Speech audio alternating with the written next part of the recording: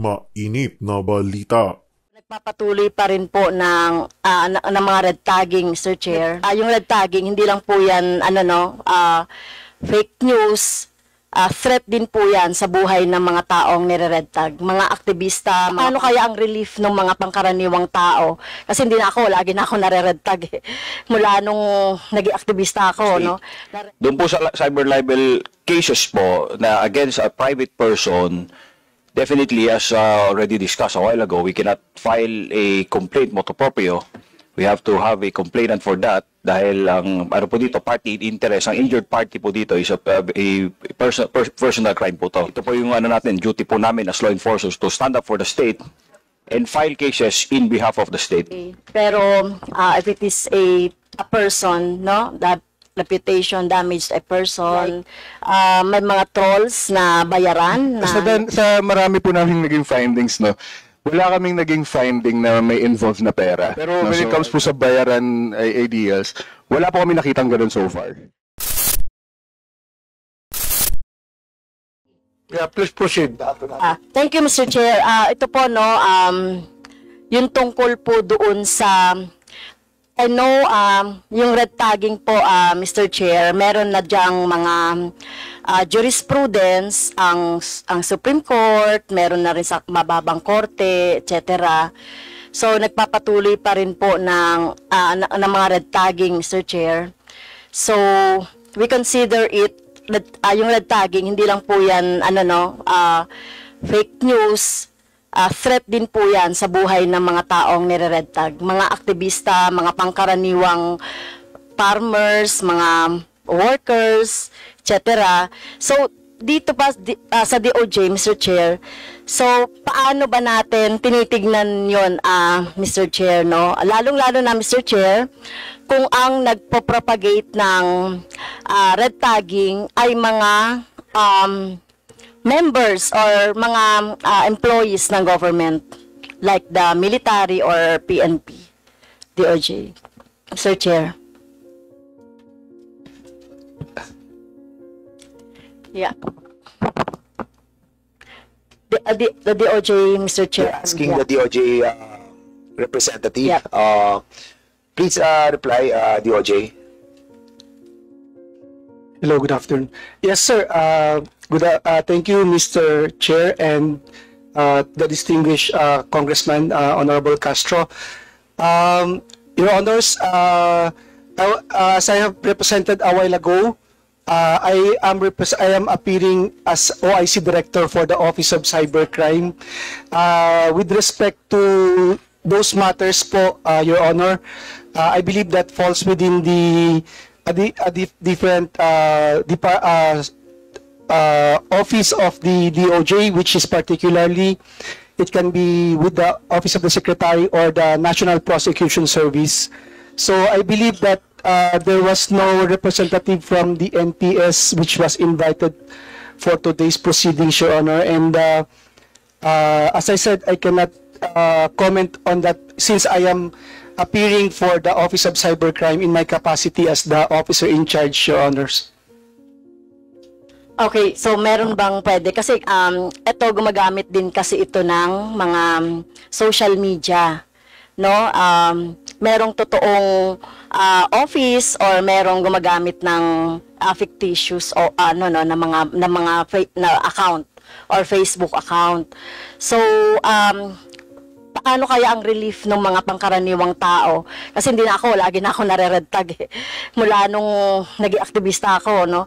Na-red tag na. So, paano po ito, pa kaya ang relief ng ating mapangkaraniwang mamamayan? Kasi ito ba ay pasok po doon sa tinatawag nating mga cyber libel or whatever. Kasi pero for disclosure lang po, hindi rin po kasi kami believe na i-criminalize ang libel o kaya ang mga cyber libel dahil napaka thin line, may thin line kasi yung freedom of speech tsaka yung mga kung ano mga opinion.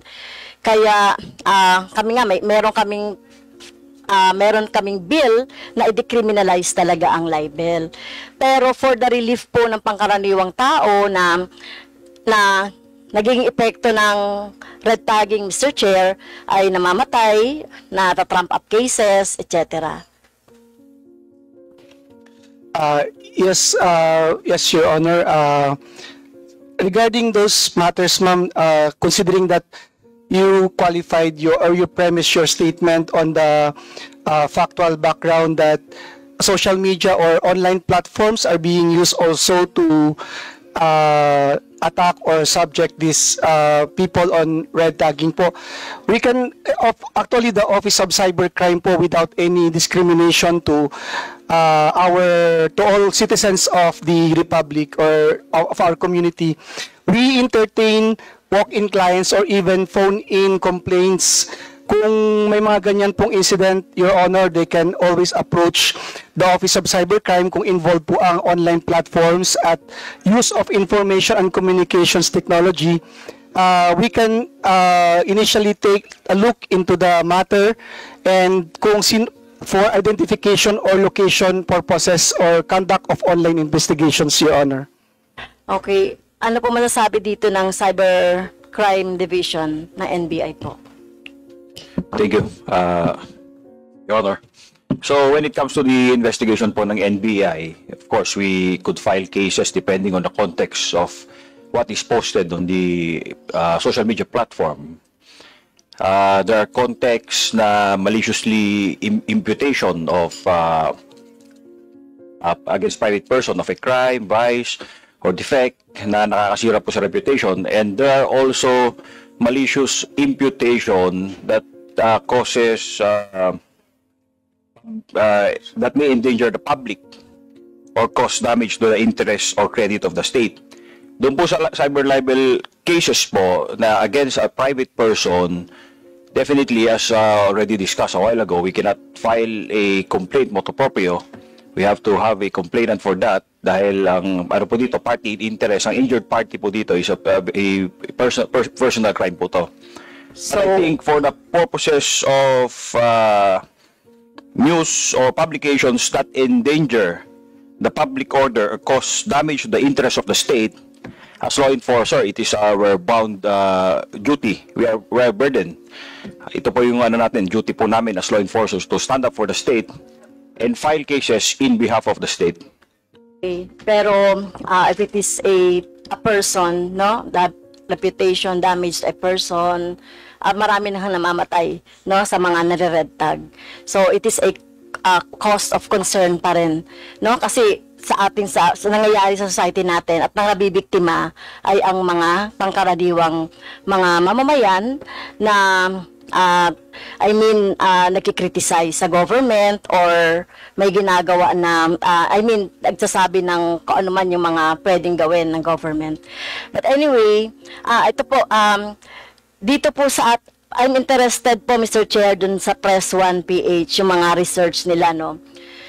So, nakikita po natin yung source noong mga behavior ng mga data na nilalabas sa social media. Like, for example, Mr. Chair, pag ako nag-criticize ako ng something, o kaya pag may mga Quadcom, lumitaw ako sa Quadcom, nag-criticize ako sa mga Duterte, etc., alam niyo po, Mr. Chair, ano na yan, sabay-sabay yan, maglalabasan yung mga pare-pareho na mga comment against me. Like for example, yung mugshot ko, no, doon sa Davao, nilalabas yan. So ano po yung masasabi niyo doon? So syempre, tingin niyo po ba merong something like may mga trolls na bayaran na naggumagawa ng ganun? Based doon sa yung study na tingin ko kaparehas din po noong mga pinisensyo kanina. Mr. Chair, I think sa marami po namin naging findings, no, wala kaming naging finding na may involved na pera. No? So I'm not at the liberty to say na may binayaran or may nabayaran. Pero clear po dun sa data na nag-gather namin na yes, simultaneous yung activity. So siguro around 15 to 20 tweets in 4 minutes, no, from different accounts and same tweets. Ganun yung character po ng activity. And all of this amounted to 1,200 tweets na monitored na namin. So marami pa po kaming hindi pa nahahanap na tweets na lumalabas that follows the same pattern. No, pero when it comes po sa bayaran ideals, wala po kami nakitang ganun so far. Ganun din po ba yung behavior pag TikTok? Kasi may ganun din. Alam ba, naglabas ka ng content. Tapos, okay naman yung content mo. Tungkol halimbawa sa salary, no, yung content. Pero sabay-sabay na maglalabasan diyan na NPA ka, ganito ka, ganyan, sabay-sabay yan. Pero ang content mo naman ay para sa salary or para sa teacher. So, ano masasabi niyo po dun? Mr. Chair, I think sa labas po na investigation namin, other news agencies and investigative organizations have already observed similar findings. No? Pero from our end po, we have not yet studied that po. Yes po. Last question na lang po, Mr. Chair, sa ating mga vloggers, no? So, do you think po merong something like ang hirap magsalita, no? Kasi ako freedom of expression ang aking advocacy. So, nahirapan ako ngayon na parang mag-regulate, no, ng mga sinasabi. So, I'm sorry. So, ano kaya yung pwedeng, dapat ba maglabas tayo ng parang guidelines lang? So, hindi naman kailangang i-curtail yung opinion or i-curtail yung gustong sabihin. Wag lamang pong siyempre nagmumura o wag lamang pong nag-threat. So, sa mga vloggers po natin, Attorney Ricky, so tingin niyo po ba merong tayong dapat na gawin or i-propose na amendment somewhere in the law para po, syempre, yung ating mga vloggers ay magkaroon naman ng konting ayaw ko lang, tawag doon. So, Attorney Ricky, tsaka pwede rin siguro si Mark at tsaka si Malu. Sir Chair. Thank you po, Mr. Chair. Doon po sa tanong ni Honorable Congresswoman Franz Castro, talaga po naman kasing nagagamit masyado yung freedom of expression. Pero paano naman siya ibabalance doon sa damage sa individuals at sa society? Ang Isolayca Lopez, nagpatawag ng rally yung mga DDS dyan sa veterans at saka sa EDSA Shrine. 25 lang, 30 lang ang umattend. Sabi, dagsa ang mga supporters ni BP Sara. Ang nagrarally doon, 30 persons lang. Pero tingnan mo yung nanonood sa vlog ng vlogger na yon. 6,000 ang actual concurrent viewers. Wala akong ganong viewers, ganong kalaki na 6,000, 7,000. So, ano po yon? Trolls yun. At dahil pinapatronize yung mga vloggers na to, ginaganaan silang mag-vlog kasi nagmo-monetize sila. Hindi yun dahil sa binabayaran. Kumbaga, kumikita po yung vlogging dahil doon sa ganon. So, meron ba tayong, Mr. Chair, meron ba tayong parang, kasi meron din naka-file dito na parang against sa mga troll farms, no? Pwedeng, pagtingnan siguro, no? Kung, yes po, Mr. okay. Chair. So, what about Sir Mark, tsaka si Ma'am Malu. Apo. Mr. Chair, sa akin po medyo iba yung pananaw ko dito. Totoo, meron pong mga troll farms, meron talagang mga operator na ganun po yung ginagawa. Marami din po talaga yun. Pero sa case po ng DDS, marami din naman po sa kanila organic eh. Mga totoong kasi meron po ito po yung naging problema, Mr. Chair. Meron po tayong mga kababayan, naging pastime na po itong pakikipag-away sa kapwa Pilipino sa online. Parang pag may nakita sila na, inaaway si Duterte, pagtulungan natin to. Kumbaga, yun ang pastime nila, doon sila nalilibang na murahin si ganitong congressman, murahin si ganitong bastusin si presidente, pero lahat po yun online. Pero pag sa personal, hindi naman po sila bastos eh. Kumbaga, hindi naman po nila masasabi yun in person. Hindi nga po naka-attend yung karamihan po sa kanila dito. Pero yun po ang malungkot na nangyari sa kultura po natin dahil po kumbaga itong culture of hatred sa online na marami pong Pilipino pag si Mark, hindi ko gusto sinasabi nito, sasabihan ko to ng mga masasakit na salita. Parang ganun po sila nagiging masaya eh. At hindi po ito mga bayaran, hindi po ito mga computer, mga totoong Pilipino po ito. Na kapag kaharap mo naman in person, hindi ka naman magawang mamura. Talagang pag sa online lang, siguro yung trip nila. So, ang ibig sabihin nun, hayaan na lang, no? Pwede po Kaya isara alam yung na lang comment natin section yun. sa ibang mga Okay. Yun po palang gusto ko din sabihin, So, Mr. Chair.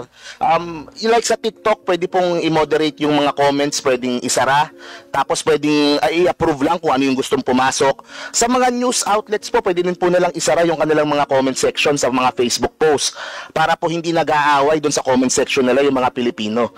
Kasi po ang nangyayari, doon po nagbabardagulan, nagkakasakitan, parang sinasabi mo, Mr. Chair, sinasabi ni Mark na meron namang option na pwedeng tanggalin yung isara po yung comment isara po section yung- sa for different posts. not necessarily na i-curtail din natin yung mga Opo. opinion. Tsaka malaking bagay din po yung mga react sa Facebook eh.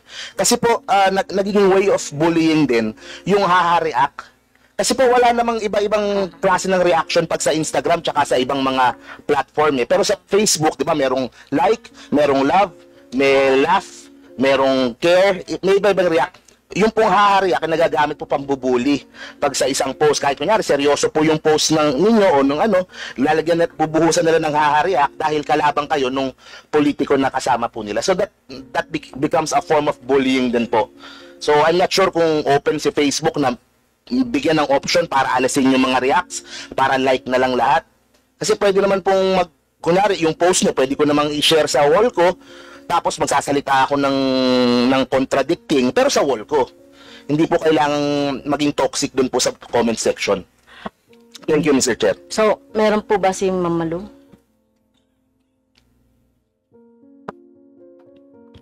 Mr. Chairman, Congresswoman, first, I think in the minimum, we need a code of ethics. Whether you agree with what is in the code of ethics, at least it prescribes a certain behavior for those who would go on a social media page. Second, I think I would suggest to the legislators and the politicians here, Facebook, which is #1 in the Philippines, can actually provide free pulse of the public. You just have to understand the principle of the crowd, the principle of herds. And when you listen, when you post something and you ask reaction from the public, that is free and unfiltered. It is how you receive those comments that may not be to your liking. A focus group discussion would probably cost 500,000. Posting a line or two on a proposal, a bill, and seeking the pulse of the public is free. So, I guess, what am I saying? It can work both ways for so long as the virality and the engagement is organic. I don't think we need to restrict expression. But in the minimum, let's have a code of ethics. Thank you, ma'am. Thank you.